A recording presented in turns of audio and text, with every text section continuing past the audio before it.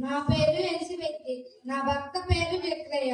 దేవుడు నా ప్రార్థన ఆలకించి నాకు బాప్తిసం ఇచ్చిన యోహాను నాకు కుమారుడిగా ఇచ్చాడు. నేను ఇక్కడికి బాలయేసుని చూడడానికి వచ్చాను. మీ అందరికీ హ్యాపీ క్రిస్మస్. మంచిది. ఎలిజబెత్ గారు మన వరకు ఇక్కడికి వచ్చి మనకి విషయం చెప్పినందుకు మరొకసారి ఎలిజబెత్ గారికి చెప్పండి కొడదాం. ఇంతవరకు మనము ఆత్మీయ తల్లులను చూసాము. ఇప్పుడు మన మధ్యలోనికి ఆత్మీయ తండ్రులు రాబోచున్నారు. వారు వస్తూ ఉండగా మన హృదయపూర్వకంగా వారికి చప్పట్లు కొడుతూ